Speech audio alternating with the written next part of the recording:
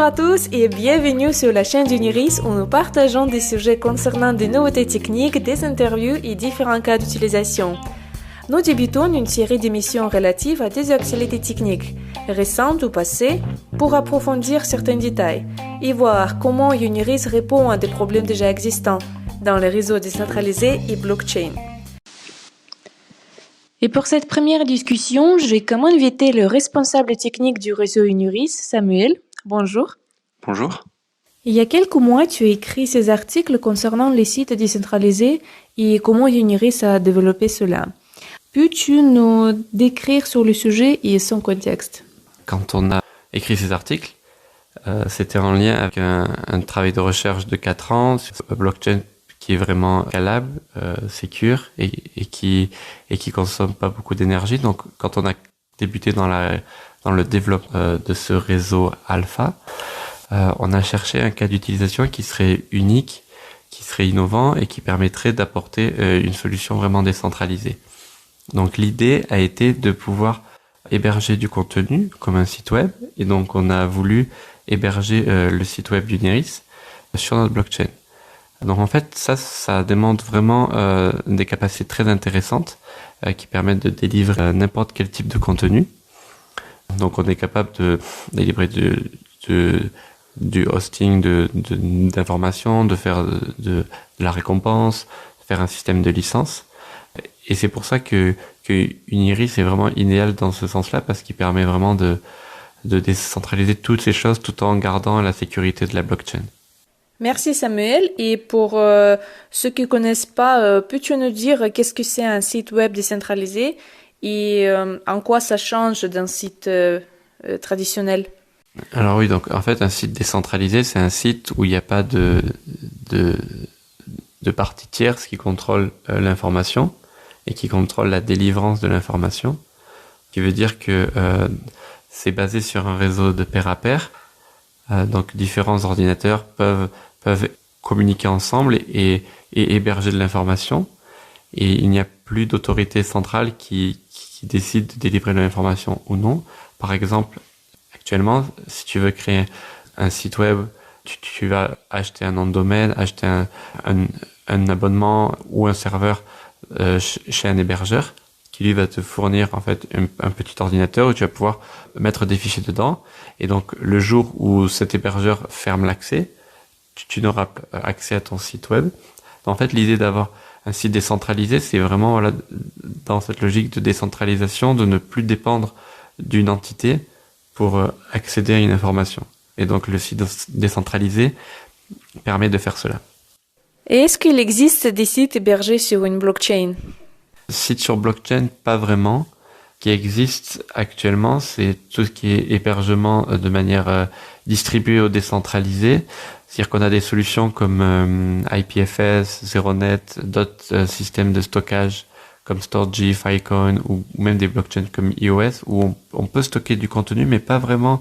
C'est pas vraiment destiné pour un cas d'usage assez global, et ça ne prend pas en compte l'avantage de la sécurité de la blockchain. Par exemple, si on prend le cas de IPFS, qui est vraiment un système vraiment bien connu, décentralisé, c'est pas basé sur une blockchain, c'est utilisé par des blockchains pour stocker du contenu, mais en fait, on n'a pas l'assurance que l'information, elle est stockée. Et aussi, il y a tout un système autour de l'accès à ces informations qui peut être compliqué. On a d'autres systèmes qui se basent un peu sur les réseaux BitTorrent ou Bitcoin, mais il y a un problème de censure ou d'accès utilisateur, c'est très difficile d'accès. On a d'autres applications qui servent à l'hébergement de fichiers en eux-mêmes, comme on peut avoir du cloud pour stocker nos photos. Mais voilà, encore, c'est pas vraiment adapté à cela. Et donc, il n'y a pas actuellement de solution blockchain qui permet de délivrer de manière facile et performante l'hébergement de contenu ou de sites web. Donc, c'est une solution facile. Et est-ce qu'on peut l'utiliser maintenant? La blockchain d'Uniris sera disponible de manière publique lors de la sortie de son mainnet, qui devrait arriver en juin. Et donc, à partir de ce moment-là, oui, on serait capable d'héberger des sites web, n'importe quel type de contenu. Et il y a certains aspects qui sont intéressants dans notre réseau. qui vont permettre de faciliter ça. Et comment cela fonctionne pour héberger du contenu? Dans un réseau décentralisé et peer-to-peer, donc en fait, le réseau est composé de plusieurs ordinateurs qui communiquent entre eux, et donc l'information va être stockée chez ces ordinateurs. Dans les systèmes blockchain traditionnels, l'information est stockée partout, sur tous les nœuds qui participent à ce réseau. Le problème, c'est que cela n'est pas très bon en termes de scalabilité et en termes de performance, parce que l'information est stockée partout et demande des validations partout. Nous, ce qu'on a, c'est qu'on a développé une approche qui s'appelle le sharding, qui permet de stocker des informations de manière minime sur juste un petit ensemble de nœuds. Ce qui veut dire que tous les participants au réseau n'ont pas besoin de stocker toutes les informations, ce qui permet d'alléger les temps de réponse, les temps de validation et les capacités de stockage, par exemple. Et c'est ce qui permet une fluidité du réseau qui n'est pas présente actuellement sur les blockchains traditionnels. Dans ton article, tu parles de transaction chain. Et est-ce qu'il y a un lien avec cela ou c'est autre chose? Ce que Uniris a développé, un nouveau concept qui s'appelle les transaction chains, ce sont en fait, si on prend les blockchains traditionnels, ça fonctionne avec des blocs. Des blocs contiennent un ensemble de transactions. Et le problème, c'est que ces blocs, ils ont une taille, ils ont des temps de validation vraiment précis, et donc ça crée de la congestion, ça crée des problèmes de performance, de scalabilité. S'il y a beaucoup de transactions qui arrivent en même temps, ça peut mettre du temps. Alors, ce que Uniris a fait, c'est qu'ils ont réduit en fait le concept du bloc à sa manière vraiment à son concept vraiment le plus unitaire, qui est la transaction. C'est-à-dire que au lieu d'avoir des blocs qui se chaînent, qui contiennent même des transactions, on a juste des transactions qui se chaînent. Donc on pourrait avoir une transaction pour un site web, une transaction pour faire un transfert d'argent, on pourrait avoir une transaction qui va générer un smart contract, et ça en fait pourrait être dans des chaînes dédiées, ce qui permet que ces chaînes en fait ne seront pas stockées partout de la même manière, elles ne seront pas validées l'une après l'autre, mais pourront être validées en même temps de manière distribuée. Et c'est ce qui fait la force un peu de la transaction chain. C'est par sa scalabilité et c'est par sa sécurité également, parce que on permet en fait de réduire le risque d'attaque pour faire une transaction malveillante. Au début de notre conversation, on a parlé d'hébergement du site web et maintenant on parle de transactions. Y a-t-il une relation entre les deux? Alors, on appelle transaction dans un réseau blockchain, par exemple, tout type d'opération que l'on souhaite effectuer dans ce réseau. Dans le sens qu'une transaction, c'est quelque chose qui est fait d'une telle manière atomique, ce qui veut dire qu'on ne peut pas l'annuler après. Une transaction est un ensemble d'opérations qui sont effectuées dans un ensemble bien donné, et c'est soit ces opérations passent, soit elles ne passent pas. C'est pour ça qu'on appelle ça des transactions. Bien sûr, on a l'habitude de penser une transaction comme une transaction financière, mais dans les réseaux blockchain, une transaction peut être un smart contract qui s'exécute. Dans notre cas, on peut héberger du contenu, donc ça pourrait être une transaction égale à une version d'un site web. Et donc on pourrait avoir différents types de transactions. Sur le réseau Uniris, on a des transactions par exemple de type pour gérer des identités digitales, des transactions pour faire des transferts de ressources, de tokens, de crypto-monnaies. C'est pour héberger du contenu. Voilà, il y a différents types de transactions possibles. C'est pour cela, et donc le site web pourrait et peut en faire partie. Et est-ce qu'il y a d'autres cas d'utilisation? Alors oui, il y a beaucoup d'autres cas d'utilisation, comme j'en ai parlé avant, de l'identité digitale, des smart contracts. On a la possibilité d'avoir des oracles intégrés pour récupérer de l'information externe à la blockchain. Mais une chose importante avec les contenus qu'on peut héberger de manière décentralisée, comme des sites web, un autre cas que le site web, c'est en fait tout ce qui va être hébergement de données. Et ça, c'est vraiment intéressant, par exemple, si on prend les communautés open source de développeurs qui se basent sur des réseaux pour délivrer de l'information, qui est géolocalisée pour avoir rapidement une information comme des scripts pour faire des sites web, pour faire des jolies animations, pour faire des jolies images, etc. Cependant, tous ces systèmes-là, actuellement, ils sont centralisés. Et et il se base sur une infrastructure vraiment privée.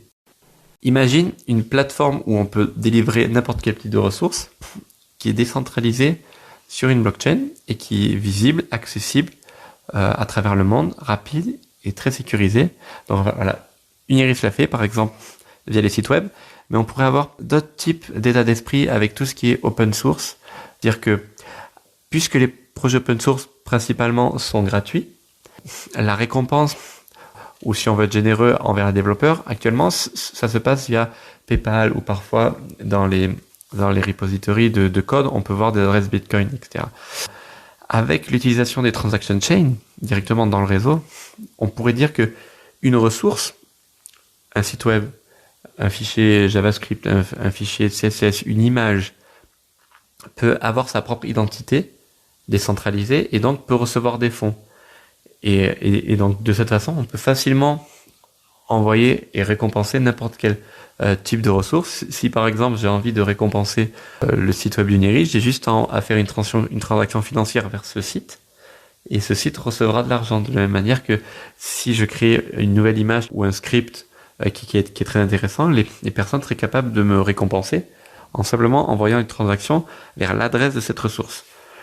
Et en fait, il y a plein d'autres cas d'utilisation. On pourrait appliquer cela à tout ce qui est licence, par exemple, tout ce qui est stock de photos. On pourrait héberger une photo comme une transaction. Et donc, on pourrait vraiment récompenser cette photo en fournissant des systèmes de licence.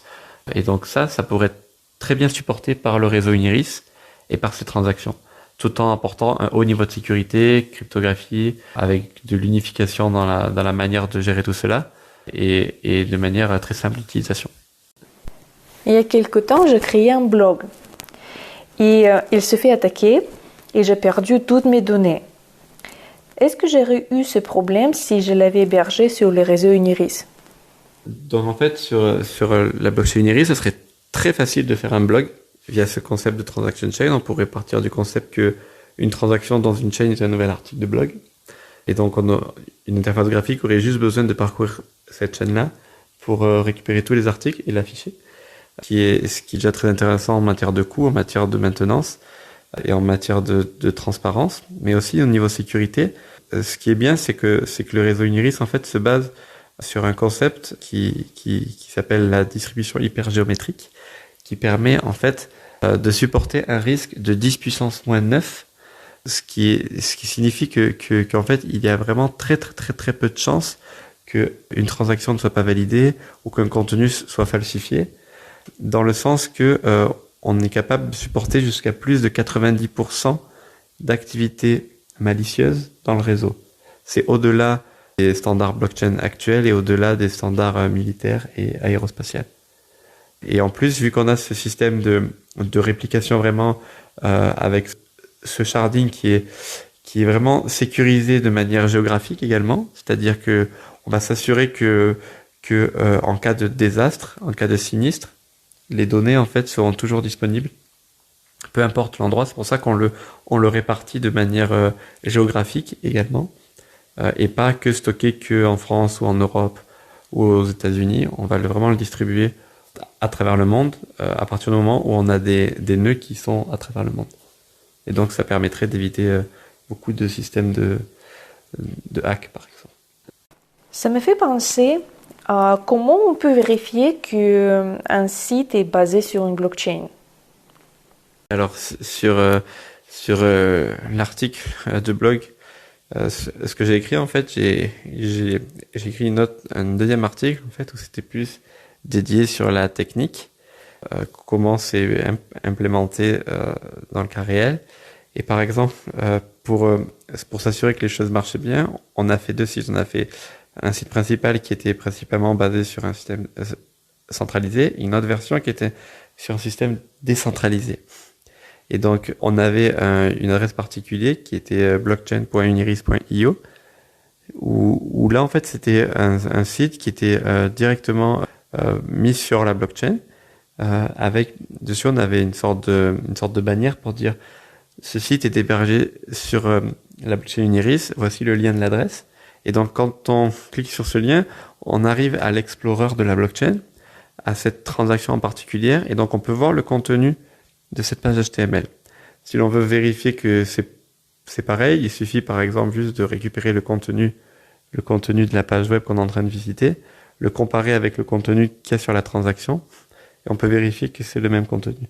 Aussi, on a tout un mécanisme derrière qui va s'assurer que avec un nom de domaine, on est capable de récupérer une transaction particulière. Donc le navigateur en fait va faire quelque chose de manière transparente pour pouvoir récupérer l'information sur la blockchain et le rendre à l'utilisateur sans pour autant que l'utilisateur s'en rende compte. Donc ça se base sur une technologie qui s'appelle DNS Link, où on enregistre son nom de domaine, de pouvoir faire une redirection avec certaines règles pour spécifier en fait le contenu que l'on veut rendre. Donc de cette façon en fait, on peut s'assurer que le contenu qu'on visite, qui est très intéressant pour l'utilisateur, est authentique. Et authentique parce qu'il n'est pas falsifiable, parce que ce contenu vient de la blockchain et on est capable de le vérifier parce que vu que tout est transparent et tout est public, on peut le voir de cette façon.